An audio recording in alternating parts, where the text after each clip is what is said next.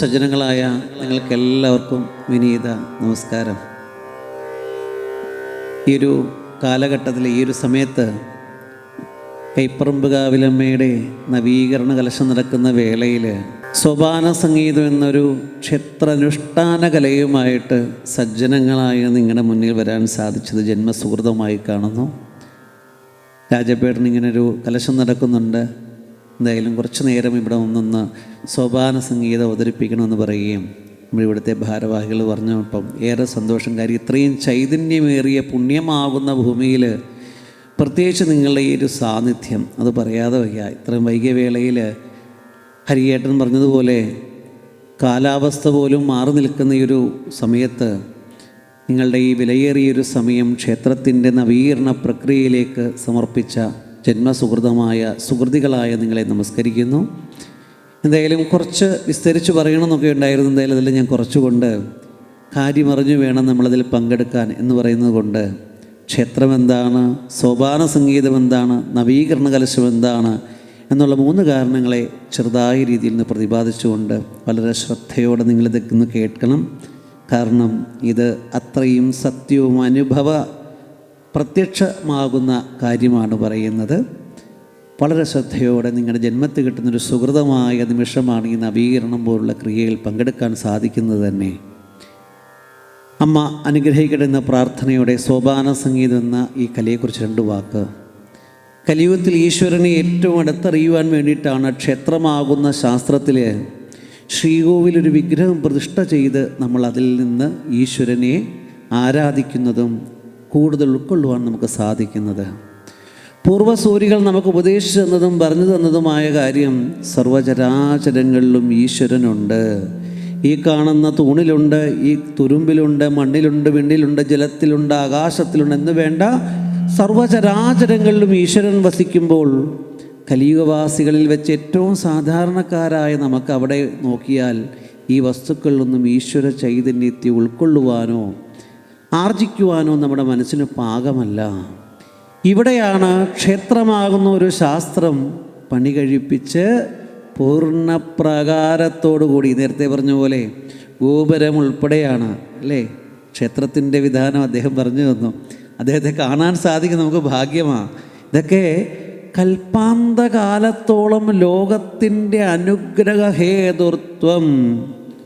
ദേവി നീ ഇവിടെ കുടിയിരിക്കണമെന്ന പ്രാർത്ഥനയോടെ ഏത് നൂറ്റാണ്ടുകൾക്ക് മുമ്പാണ് ആചാര്യം ഇവിടെ പ്രതിഷ്ഠ ചെയ്തിട്ടുള്ളത്. ഇന്നമ്മയ്ക്ക് പൂർണ്ണപ്രകാരമാകുന്ന ഗോപുരം ഉൾപ്പെടെയുള്ള ഒരു ക്ഷേത്രത്തെ, സമുച്ചയത്തെ സജ്ജനങ്ങളായ നിങ്ങൾ സമർപ്പിക്കുകയാണ്. ഇത് നിർമ്മിക്കുമ്പോൾ അദ്ദേഹത്തെ കാണാൻ സാധിക്കുന്ന ഏറ്റവും വലിയൊരു ഭാഗ്യമായിട്ട് തന്നെ കാണുകയാണ് സത്യം. ഇവിടെ നേരത്തെ പറഞ്ഞ പോലെ പ്രകൃതിയിൽ അന്തർലീനമാകുന്ന ഈശ്വര ശക്തിയെ വിഗ്രഹരൂപത്തിലേക്ക് ലയിപ്പിച്ചപ്പോൾ കൈപ്പറമ്പ് കാവിലമ്മ ആരാണെന്നും ഗുരുവായൂരപ്പൻ ആരാണെന്നും കക്കാട് മഹാഗണപതിയെയും അമ്പലപ്പുഴ കണ്ണനെയും തിരുമാന്താങ്ങുനിലമ്മയും ഒക്കെ നമുക്ക് നമ്മുടെ ഈശ്വരനായിട്ട് അടുത്തറിയുവാനും ആരാധിക്കുവാനും എളുപ്പം സാധിച്ചു. നേരത്തെ പറഞ്ഞ മണ്ണിലോ വിണ്ണിലോ പോയി നോക്കിയാൽ നമുക്ക് കാണാൻ സാധ്യമല്ല. അവിടെയാണൊരു വിഗ്രഹപ്രതിഷ്ഠയുടെ പ്രാധാന്യം. പ്രകൃതിയിൽ അന്തർലീനമാകുന്ന ശക്തി എന്ന് പറഞ്ഞാൽ സത്യമായിട്ടുമുണ്ട് ഈ ഒരു ശക്തി. പക്ഷേ നമ്മുടെ കണ്ണുകൊണ്ട് കാണാൻ സാധ്യമല്ലെന്ന് മാത്രം. ഇതൊക്കെ നിങ്ങളെ വെട്ടിലാക്കാൻ വേണ്ടി പൂർവ്വസൂരികൾ കള്ളം പറഞ്ഞു തന്നതല്ലേ എന്ന് ചോദിക്കുമ്പോൾ അവർ ഉദാഹരണം കാണിച്ചു തരുന്നു. എന്താണ് ഈ വായു? നിങ്ങൾ ആ ശക്തിയെ കാണുന്നുണ്ടോ? പക്ഷേ വായു ഉള്ളതുകൊണ്ടാണ് നിങ്ങൾ ജീവിച്ചിരിക്കുന്നത് അല്ലേ? മുഖത്തേക്കൊന്ന് കൈകൊണ്ട് വീശി നോക്കൂ, അപ്പോൾ ഒരു ചെറിയ കാറ്റ് കിട്ടും. ആ കാറ്റിനെ വിശറികൊണ്ട് വീശിയപ്പോൾ കുറച്ചുകൂടെ ശക്തിയിൽ കിട്ടി. ഫാൻ വയ്ക്കുമ്പോഴോ കാറ്റിനെ കൂടുതൽ ഉൾക്കൊള്ളുവാൻ സാധിക്കുന്നത് പോലെയാണ്. ഇവിടെ ഇപ്പോൾ ഒരു ഫാനിൻ്റെ ആവശ്യമുണ്ടായിരുന്നു. കാരണം നല്ല 4-8 സൂര്യന്മാരങ്ങനെ ജ്വലിച്ച് നിൽക്കുന്നത്, അതിൻ്റെ ചൂടിങ്ങനെ അടിച്ചുകൊണ്ടിരിക്കുകയാണ്. ഉണ്ടെങ്കിൽ സന്തോഷം. അപ്പോൾ അവിടെ ആ കലിയുഗത്തിൽ അന്തർലീനമാകുന്ന ശക്തിയെ ദേവിയിലേക്ക് പ്രതിഷ്ഠ ചെയ്തപ്പോൾ അതിൽ നിന്ന് പ്രസരിക്കുന്ന എനർജിയാണ് കൈപ്പറമ്പ് കാവിലമ്മയുടെ അനുഗ്രഹമായിട്ട് നമ്മൾ കാണുന്നത്. നമ്മളെയൊക്കെ കളിയാക്കുന്ന ഒരുപാട് സമൂഹമുണ്ട്. വെറും കരിങ്കലിനെ ആരാധിക്കുന്ന സമൂഹമല്ലേ നിങ്ങളെന്ന് ചോദിച്ചപ്പോൾ അവരോടൊക്കെ നമുക്കൊന്നേ പറയാനുള്ളൂ, ലോകം മുഴുവൻ നിങ്ങൾ പോയി അലയണ്ട. കേരളത്തിൽ തന്നെ അത്ഭുതങ്ങൾ നടക്കുന്ന ഒരുപാട് ദേവീദേവന്മാരുണ്ട് അല്ലേ? ഞങ്ങളുടെ അടുത്തൊരു ക്ഷേത്രമുണ്ട്, ചെങ്ങന്നൂർ മഹാദേവ ക്ഷേത്രം, സ്വാമിക്കറിയാം അല്ലേ? മഹാദേവൻ്റെ തൊട്ട് പിന്നിൽ സാക്ഷാൽ പാർവതി ദേവി വിളയാടുന്നു. അമ്മ എല്ലാ മാസവും കൃത്യമായിട്ട് തൃപ്പൂത്താവും എന്താണെന്ന് പെണ്ണുങ്ങൾക്കറിയാം അല്ലേ? സ്ത്രീ ജനങ്ങൾക്ക് എല്ലാവർക്കും അറിയാം. അമ്മ തൃപ്പൂത്തായിരിക്കും. ഒരു വിഗ്രഹത്തിലെ പ്രതിഭാസമാണ്, അതാരും വരുത്തുന്നതല്ല. ആ തൃപ്പൂത്ത് കളിയാക്കിയ ഒരു സായിപ്പായിരുന്നു മൺട്രോ സായിപ്പ്, അവിശ്വാസിയായ ഒരു സായിപ്പ്. അദ്ദേഹം വരുത്തി വെച്ച വിനകൾ കേരളത്തിൽ ചില്ലറയല്ല. അതൊക്കെ പറയണ നല്ലൊരു സമയമാണ്, ഞാൻ എന്തായാലും പറയുന്നില്ല. എന്തായാലും അദ്ദേഹം കളിയാക്കുക മാത്രമല്ല, അദ്ദേഹത്തിൻ്റെ ഭാര്യയ്ക്ക് അന്ന് ആ കളിയാക്കിയ ദിവസം തൊട്ട് തുടങ്ങി ബ്ലീഡിങ്. എത്ര ചികിത്സിച്ചിട്ടും സായിപ്പിനെ ചികിത്സിക്കാൻ, ജീവനെ രക്ഷിക്കാൻ സാധിച്ചില്ല. അതുപോലെ ചികിത്സകൾ നടക്കുകയാണ്. ലാസ്റ്റ് മരണത്തിൻ്റെ വക്കിലേക്ക് എത്തുന്ന സമയമാണ് കൊട്ടാരത്തിലെ പുരോഹിതൻ പറയുന്നത്, ഹേ സായിപ്പേ, ഇത് പുണ്യഭൂമിയാണ് കേരളം. ഭാരതമാകുന്ന ഭൂമിയിൽ ഭൃഗുരാമനാൽ പടയ്ക്കപ്പെട്ട പുണ്യമാം കർമ്മഭൂമിയാണ്. ഇവിടെ അത്ഭുതങ്ങളും ആചാരങ്ങളും അനുഷ്ഠാനങ്ങൾക്കും അത്ര തീവ്രമാകുന്ന അത്ഭുതങ്ങളുണ്ട്. നിങ്ങളുടെ ഭാര്യയെ രക്ഷിക്കണമെങ്കിൽ ഒരേ ഒരു മാർഗ്ഗമേ ഉള്ളൂ, ആ കളിയാക്കിയ ദേവിയുടെ മുമ്പിൽ പോയി സാഷ്ടാംഗ നമസ്കാരം നടത്തി പ്രായശ്ചിത്തം ചെയ്യുക.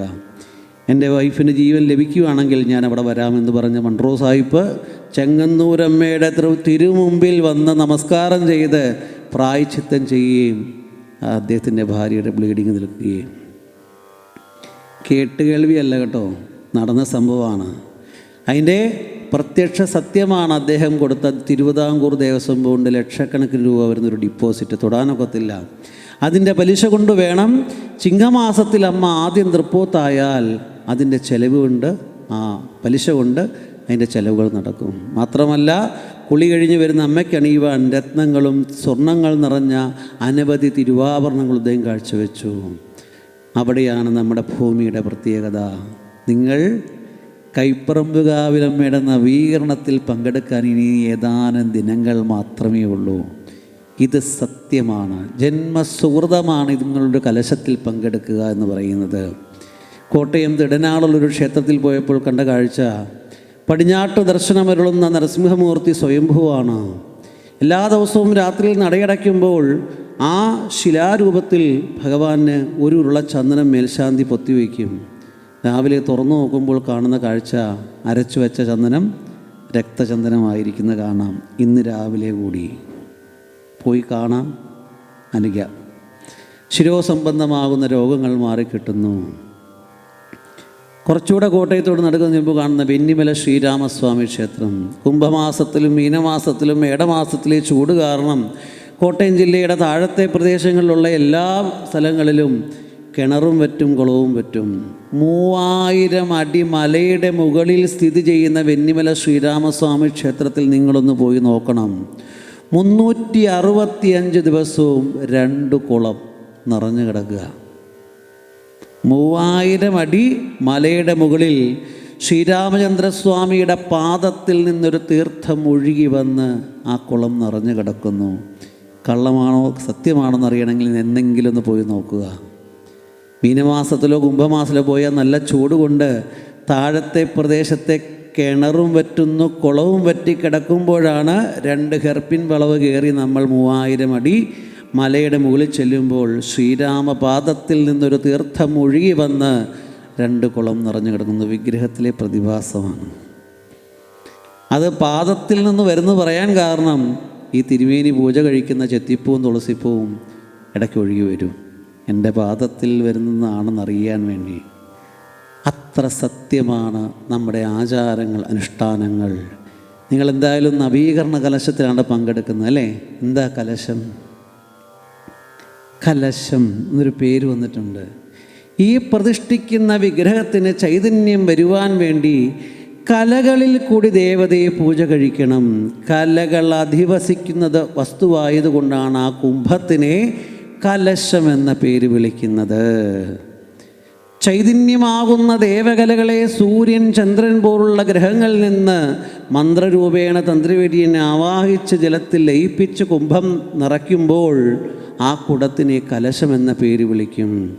ആ ചൈതന്യമാകുന്ന കലശം ദേവിയുടെ വിഗ്രഹത്തിലേക്ക് അഭിഷേകം ചെയ്യുമ്പോൾ കലകളിൽ കൂടി ചൈതന്യം ഉയരുന്നു, ഉണരുന്നു. നിങ്ങൾ പ്രാർത്ഥിക്കുന്ന പ്രാർത്ഥനകൾ 100% സത്യമായി ഭവിക്കുന്നു.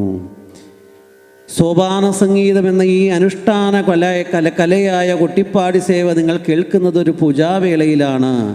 നൃത്തം, വാദ്യം, ഗീതം എന്ന ത്രികലകളിൽ കൂടി പൂജ കഴിക്കുമ്പോഴാണ് സോപാന സംഗീതത്തിൻ്റെ ആവശ്യം ഒരു ക്ഷേത്രത്തിൽ വേണ്ടി വരുന്നത്. പൂജയെ ആരംഭിച്ച് നിവേദ്യഭാഗം പൂർത്തിയാക്കി കഴിഞ്ഞാൽ ശങ്കിലെ തീർത്ഥത്തിലെ അർഘ്യത്തിലൂടെ നൃത്തമിതം, വാദ്യമിതം, ഗീതമിതം എന്നൊരു മന്ത്രമുണ്ട്. ആ മന്ത്രം ചൊല്ലുമ്പോഴാണ് പുറത്ത് സോപാനമെന്ന പടികൾക്കരികെ നിന്നിടയ്ക്ക് കൊട്ടിപ്പാടുന്ന കൊട്ടിപ്പാടി സേവയെ അവിടെ നടത്തുന്നത്. അവിടെ നൃത്തവിധമായിട്ട് ദേവിയിലേക്ക് എത്തിച്ചേരുന്ന എന്താ? മുദ്രാങ്കിതമായി ഒരു കഥ ചിട്ടപ്പെടുത്തി അവതരിപ്പിക്കുന്ന കല നൃത്തമാകുമ്പോൾ തന്ത്രിയും മേൽശാന്തിയും ചെയ്യുന്ന പൂജകളെ മുദ്രാങ്കിതമായിട്ട് ചിട്ടപ്പെടുത്തി വ്യാപകങ്ങളും ന്യാസങ്ങളും നിവേദ്യവും ഒക്കെ മുദ്രയാണ്. ആ മുദ്രാങ്കിതമാകുന്ന പൂജ ഭഗവതിയിലേക്ക് നൃത്തമിതമായിട്ടും വാദ്യം, ഇടയ്ക്കയെക്കുറിച്ചൊക്കെ പറയുന്നത് നല്ലൊരു സമയം വേണം. ഒന്നാമത്തെ 3/4 മണിക്കൂറേ ഞാൻ പാടുന്നുള്ളൂ. അപ്പോൾ വിസ്തരിച്ച് പറയുന്നില്ല. പ്രണവമന്ത്രത്തിന് ഏറ്റവും പ്രാധാന്യമേറിയ വാദ്യലോകത്ത് താഴത്ത് വയ്ക്കാത്ത ഏകവാദ്യമാകുന്ന ഈ ഇടയ്ക്കയിലൂടെ കൊട്ടുന്ന മന്ത്രത്തിന് തുല്യമാകുന്ന പ്രണവ ശബ്ദത്തിന്, അതായത് ഈ ഒരു ഇടയ്ക്ക സ്ഥാനത്ത് കോർത്ത് ഇട്ട് കഴിഞ്ഞാൽ ഏതൊരു വാദ്യം ശബ്ദിച്ചാലും അതിൻ്റെ പ്രകമ്പനം കൊണ്ടും പ്രണവധ്വനി ഇങ്ങനെ മുഴങ്ങിക്കൊണ്ടിരിക്കുന്ന ഏകവാദ്യമാണ് ഇടയ്ക്ക. ഈ ഇടയ്ക്കയിലൂടെ കൊട്ടുന്ന ശബ്ദമാണ് വാദ്യമിതം സമർപ്പയാമി. ഭക്തിക്ക് പരമപ്രാധാന്യം കൊടുത്തുകൊണ്ട് പാടിയർച്ചിക്കുന്ന ഗീതങ്ങൾ, ധ്യാനികൾ, കീർത്തനങ്ങൾ, അഷ്ടപതി എല്ലാം തന്നെ ഗീതമിതമായിട്ട് ഭവിക്കുന്നു. 3 കലകൾ സമ്മേളിച്ച് പൂജ പൂർണ്ണമാവുന്നു. അതിലെ ഒരു മന്ത്രമാണ് ആ പൂജ നടതുറക്കുമ്പോൾ ആ ശങ്കിലെ തീർത്ഥത്തിലൂടെ അമ്മയെ ആശ്രയിക്കുന്ന സജ്ജനങ്ങളായ നിങ്ങളിലേക്ക് ഈ ചൈതന്യം അനുഗ്രഹമായിട്ടുണ്ടാവട്ടെ. ഭക്തിഭ്യോ നമഃ. വളരെ വലുതായിട്ടുള്ളൊരു സമർപ്പണമാണ് ആ പൂജയിലൂടെ അവിടെ നടത്തപ്പെടുന്നത്.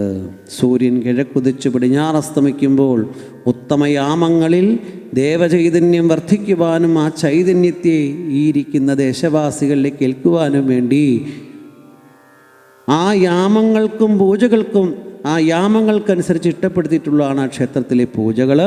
രാവിലെ സൂര്യൻ ഉദിക്കുന്നതിന് തൊട്ടു മുമ്പുള്ള ഉഷസ്സിലെ ഉഷസന്ധ്യയിൽ നടക്കുന്ന ഉഷപൂജയും, രണ്ടാമതായി നടത്തുന്ന എതിർത്തുപൂജ എന്താണ്? സൂര്യൻ ഉദിച്ചു കഴിഞ്ഞ് ഭൂമിയിലേക്ക് എതിരേൽക്കുന്നു, സൂര്യരശ്മി പതിക്കുന്ന സമയം എതിരേറ്റുപൂജ എതിർത്തുപൂജയായും, ഉദിച്ചു 12 അടി നിഴലാകുമ്പോൾ ഒരടി നീളമുള്ളൊരു വസ്തു കിഴക്കു ഭാഗത്ത് വെച്ചാൽ നിഴലിൻ്റെ നീളത്തിന് 12 അടി നീളമുള്ളപ്പോൾ 12 പൂജ. ഉച്ചസ്ഥായിലെ ഉച്ചപൂജ, അസ്തമയം കഴിയുമ്പോൾ അത്താഴപൂജ. ആ 5 യാമങ്ങൾക്കും 5 പൂജകൾക്കും അനുസരിച്ച് ഈ സംഗീതത്തെ സോപാന സംഗീതം, സോപാനം എന്നാൽ പടികൾ. ഈ ക്ഷേത്ര ശ്രീകോവിലിൻ്റെ പടികൾക്കാണ് സോപാനം എന്ന പദവർത്ഥം. സ്റ്റേജിലോട്ട് കയറിയപ്പോഴും പടികളുണ്ട്, പക്ഷേ അതിനെ സോപാനം എന്ന് വിളിക്കില്ല. ശ്രീകോവിലിൻ്റെ പടികൾക്ക് സോപാനം എന്ന് വിളിക്കാൻ കാരണം ആ പടികൾ കയറി നമ്മൾ എത്തിച്ചേരുന്നത് ഈശ്വരനിലേക്ക് എത്താനുള്ള മാർഗമാണ്. അതുകൊണ്ട് കേൾക്കുന്ന നിങ്ങളിലേക്കും ഈശ്വരീയമാകുന്ന അനുഗ്രഹം സോപാന സംഗീതം ശ്രവിക്കുന്നതിലൂടെ ഈ പൂജയിൽ പങ്കുകൊള്ളുന്ന ഭക്തന്മാരുടെ ചഞ്ചലമാകുന്ന മനസ്സിനെ ഭക്തിയോടുകൂടി ഭഗവതിയിലേക്ക് അടുപ്പിക്കാനുള്ള മാർഗസംഗീതവുമായിട്ടും വർത്തിക്കുന്നു. കേൾക്കുന്ന എല്ലാവരെയും അമ്മ അനുഗ്രഹിക്കട്ടെ എന്ന ഒരേ ഒരു പ്രാർത്ഥനയോടെ ഇപ്പോൾ ഏതാണ്ട് 9:20 10 മണിക്ക് മുമ്പ് ഞാൻ സമർപ്പിക്കട്ടെ. താമസിച്ചു പോയതിൽ എനിക്കൊരു വിഷമവും ഇല്ല. കാരണം ഈ 1-ാം ദിവസമായതുകൊണ്ട് പല കാരണങ്ങൾ കൊണ്ട് നമുക്ക് എല്ലാ ക്ഷേത്രങ്ങളും ഇങ്ങനെയൊക്കെ കാര്യങ്ങൾ നടക്കാറുള്ളൂ. പക്ഷേ സജ്ജനങ്ങളായ നിങ്ങൾ വളരെ ശ്രദ്ധയോടെ, നേരത്തെ പറഞ്ഞില്ലേ, സൂര്യൻ കിഴക്കുതിച്ചു പടിഞ്ഞാറസ്തമിക്കുമ്പോൾ ഹേ മനുഷ്യ, നിനക്ക് തന്ന ആയുസ് കുറയുന്നത് മനസ്സിലാക്കി ഓരോ നിമിഷങ്ങളും ധന്യമാക്കിക്കൊണ്ട് ഭൂമിയിൽ നിങ്ങൾ ജീവിക്കണം. അതിനുവേണ്ടിയാണ് ക്ഷേത്രമാകുന്ന അനുഷ്ഠാനാചാരങ്ങളും ഗാർഹികമാകുന്ന അനുഷ്ഠാനാചാരങ്ങളെ ആചാര്യന്മാർ നമുക്ക് പാകപ്പെടുത്തി തന്നിട്ടുള്ളത്. അറിഞ്ഞ് ഏതൊരു ക്രിയയിലും പങ്കെടുക്കുമ്പോൾ അറിയാനുള്ള മനസ്സ് നമുക്കുണ്ടാവണം. നാളെ എന്നൊരു സത്യമില്ല. ഇനി അങ്ങോട്ടുള്ള നിമിഷങ്ങൾ ഓരോ ദിവസവും ഓരോ കലശങ്ങൾ വരുന്നു. ദർശന പ്രാധാന്യമേറുന്ന പല പല ചടങ്ങുകൾ നടക്കുന്നു. അതൊക്കെ അറിഞ്ഞുകൊണ്ട് ഈ ഭൂമിയിൽ നിങ്ങൾ പങ്കുകൊള്ളുക. സർപ്പബലിയെക്കുറിച്ചൊക്കെ പറഞ്ഞ് നല്ലൊരു സമയം വേണം, അതുകൊണ്ട് ഞാനൊന്നും കടക്കുന്നില്ല. അത്ര സത്യമാണ് നാഗാരാധനയും. ആ കീർത്തനം പാടുന്നതിന് മുമ്പ് ഞാനൊന്ന് പറയാം.